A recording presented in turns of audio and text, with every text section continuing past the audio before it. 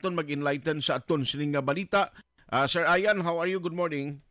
Maayong aga, sir. Maayong aga sa tanan nga nagpamati sa iyong mga programas. Salamat gid. Um, Maayo man kita. Ah, thank you gid sir sa tiempo ginatag sa Action Radio Bacolod sa Action Art. Sir Ayan, nagnawagi ko sa imo kay luyag ko gid baloon sir. Anong latest subong nag-start na gid man kag kun may ara na sang ginahimo o subong nga consultation, sino ni sir nga sektor ang gina-consult naton for now? Well, as for the consultation, kung nagsugod na, kung natapos na, kung may resulta na, we don't have any information on that because ang consultation nagkakatabo at the national level. Kag multi-sectoral man ang consultation kag involved nila ang teachers, ang parents, ang Okay. other partners, the stakeholders nga may interest sa education. Mhm, So, mhm. kung baga, wala pa isang final word as to the finalities ng nga proposal to move the school year back to the June opening. Okay. So, whatever nga result gali ini, kay way makamo ideya kag sa lokal gali way tadi way tadi nalabutan ang Negros Occidental Division kag ginayo bi kamo nga magbulig konsulta daw ay na diya.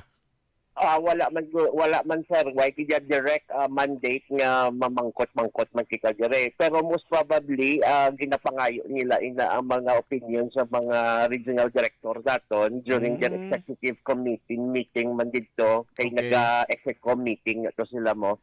Most Aha. probably from based on the views and opinions naman lang na sang aton ng mga regional directors Mhm. na ginakuha man nila from our superintendent. So, Yes. amo na siya nga, kumbaga, ang involvement natin is limited. We are just waiting for the mandate. Pero as of the moment, wala pa Mhm. ng final. Ang kinalantaw sa DepEd is a gradual movement to June as the opening. Okay. And possibly, ang pinaka-date, ang pinaka-school year na makasugod is 25-26.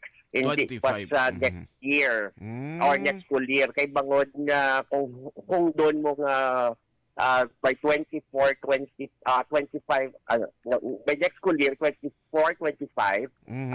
ang matabo na i-shorten mo gid ang school break. Mm. Most probably manubo siya into 1 month instead Okay. of 2 months. Kaso mandated man ng tanang mga teachers Mhm. must enjoy their 2 month break before magsugod ang pag-uong school year. Okay. So, pero ang ginalantaw Manila nga kung nubuon ang school break, Mhm. hatagan lang ang mga teachers ang additional nga mga service credits kay para mausar nila sa pila ka adlaw, especially kung mag-retire na sila no Okay. for terminal leave nila. Mhm. Ako pa lang Mhm. nasa so far ang mga information na nakuha man naton Mhm. nga may plano pero not immediately by the next school year. I see. But in terms of gradual nga pamaagi, ano ini siya sir ang ginahimo o subong? Bali, sining school year ang expectation kundi daw June matapos. June gyapon ini magatakop ang klase for this school year. Well, so far, sir, status quo, meaning to say, ang ato nga school Mm. calendar nga gina-implementar, amo kitang sundon, ang last day of classes is June 10. Tapos June masugod ang 10, graduation okay. 11. Tapos Mhm. kay 12 is a holiday, so 13, 14. So ang Mhm. start ng ila school break is June 17. Aha. As to the opening of classes sa dason nga school year, why pakita sang final nga date. Mhm. Pero kung suguran nila ang gradual, most probably inubuon nila subong not really 1 month but 1.5 months pasi siguro ang school break sa subong nga tuig. Pero that's just an assumption, no? Okay. Kasi amo nang hambal nga gradual. So Mhm. possibly amo na siya ang mga plano man siguro. Okay, okay. So anyway, hulaton na lang naton ano kay magapagwa man na advisory kag mando ang sa national nga level sang DepEd so that we can inform also kung may ara na kamo dira sa mga stakeholders sa local di sa mga parents especially Sir Ayan. Yeah. Definitely, sir, no, nga kung magpagawa ang issuance mo ng national office, i-disseminate naman na for everybody sa ang Mm. knowledge man. Pero we have to understand, sir, nga ang pinaka-purpose nitong inyo nga mga proposal to move it to June kay tungod sa tiglinya, di ba? Amo na Gani. sa ang pinaka-rason, gid. However, we have to understand also nga sang pagsugod gid nga amo niya ang sitwasyon nga August kita ka start tapos nga napatsagan man na may extreme heat during March, April, May. Mm. Nagpagawa man si DepEd sa mga alternative delivery modes nga pwede gidya ka-shift ang eskwelahan in kaso nga ang condition sa sulod is not conducive for learning. So Yes. although may problem gid ang distance learning sa aton kay medyo ay tagid na stricto man ang especially sa mga kabataan no nga kung hatagan sila modules daw ay gid man nila nga seryoso gid ang modules nila. That's why kami learning loss kita every time nga nag-distance learning kita. Pero Mhm. hopefully makita mausar ni nga mga pamaagi para ma-fill-inan ang mga possible nga mga suspensions ng classes tungod sa kainiton Mm. sa sini nga mga summer months. Yes, sir. By the way, ma-shift na lang ko very quickly since ara ka na gid man. Ang kundi subong nga Friday, catch up Friday, subong sige-sige na. Sir, sining nga February, ano ang advisory kag nano ang mga priorities sa sining catch up Friday nga halin sa national nga gin papanaog diri nga guidelines? Actually, kaya tungkol sa guidelines, no, medyo structured na ang Catch Up Friday. May ara nga siya sang, kumbaga, limbalay na ginagawa nung ubrahon nila every Friday. So, Mhm. every Friday, kada aga, they have to devote it to reading. So, meaning to Mm. say, for example, kung ako teacher sa araling panlipunan, papasahon ko mga estudyante sa mga libro kag mga learning resources parte sa aral pan. So meaning to say, ito kung baga i-integrate mo reading sa imo nga subject. And in the Mhm. afternoon, ang nila naman ang schedule, they have to devote it naman into peace education, values education, health education, kag homeroom guidance. Amo na sa Okay. structure kada Biyernes. Mhm. Mhm. So kay ang amon pag insindi sang una yati magsiling ka catch up Friday, kuan lagi siya dedicated for reading nga pagtudlo. Damo gali ni nga structure ang dapat magali ipatuman, sir. Yeah, kay kita-introduce gid subong ang especially in peace education kaya mo ginang kausa kag advokasya sang aton nga Vice President ka Justice Secretary. Eventually this will become part sang ano man sang ilang nga mga sa K-12 sa pag nila nga matatag curriculum nga Mhm. medyo bi-integrated ang peace education. So ari do panugod ini ang Catch Up Friday para ma-introduce na mga concepts kag ang mga principles ng peace education sa mga bata. Yes, sir. Pero by the way, sa pangkabilugan no sa DepEd, daw ay man epekto subong ang daw kamrasanay isang duha ka mga matag-as nga opisyal, anay opisyal sa Pilipinas, kag present administration, daw hindi man apektado even ang sa inyo hanay since nga ti kabalo kita Duterte kuan man mo Duterte family man ang nagauyat sa DepEd lang nga ating likom Sir Ayan. When it comes to that, sir, wala man. Kaya tingato niya, ginaubra ka ng mando sa ang ubra sang anong gina-expect from DepEd. So, tira lang kaya ma-stick. Ako ano man ang mga ginaawayan sa babaw, ilan na siguro. Correct, correct, correct, correct.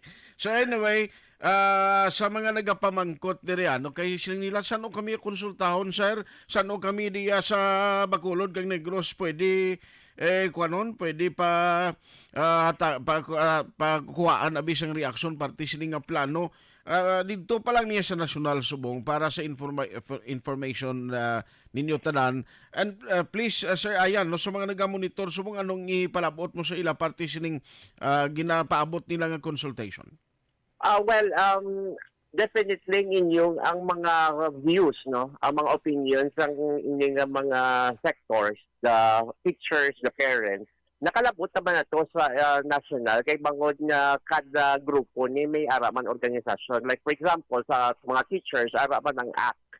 Mhm. Ang aton PTA or the parents may araman sa national nga representation. So tanan man sila siguro within their organization ginapangayuan man sa mga ilang opinion regarding sa issue.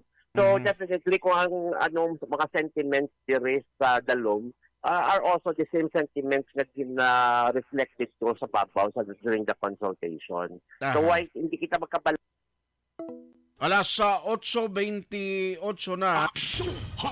Amo na no, diri sa aton so far subong wayas ang guidelines ang DepEd nga may separate nga consultation in the local, no. More on sa national ini sila represented by different stakeholders. Sir Ayan, sorry na utod kita, you were saying kay na sir? Ayan, hindi kita magkabalaka nga ato ng mga opinion dire wala nagamatter dito sa babaw kay bangod na definitely within their respective organization niya pangayuan man ang nga pamangkot ang mga presidente sa kada organisasyon niya nino. So grabater nga to sa babaw kasi gina-reflect man nato nila definitely ang mga sentimiento diri sa dalom kag in general siguro palarihas malangkit ang sentimiento sa tanan nga mga sectors. Yes, yes. Pero sa inyo sir, sa hanay sa mga teachers, pabor man kamo nga kung magbalik sa daan nga bing nga schedule, ang pre-pandemic nga schedule? Kabalo ka naman sa DepEd ang kikay di sa dalom.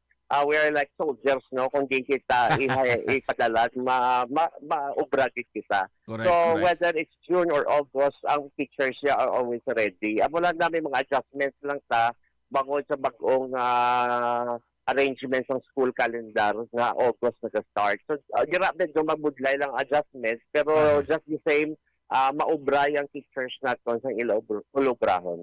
Yes, sir.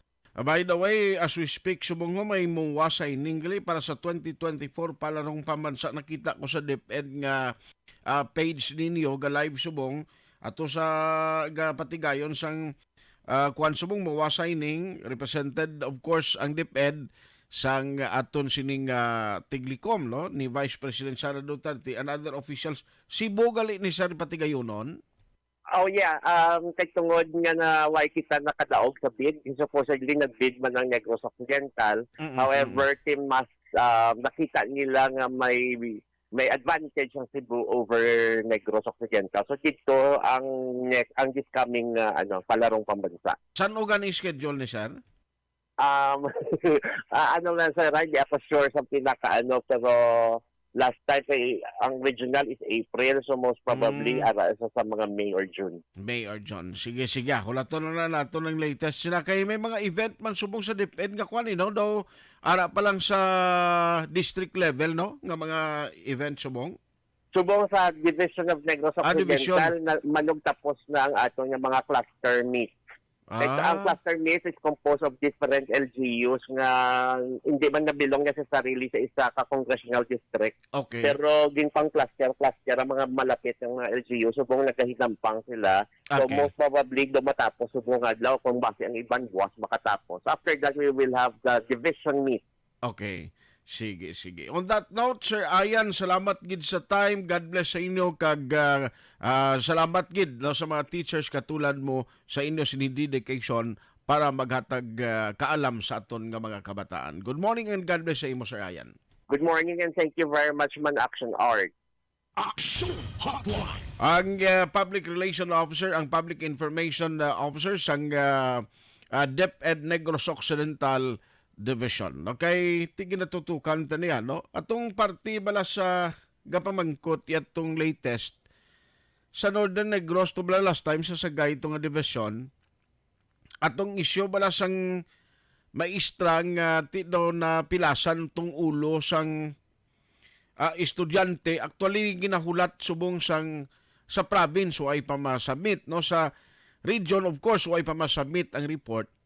Pero daw ginuyatan to sang women's mo dito sa Sagay. Kaya daw desidido gid ang pamilya daw hindi ito masettle.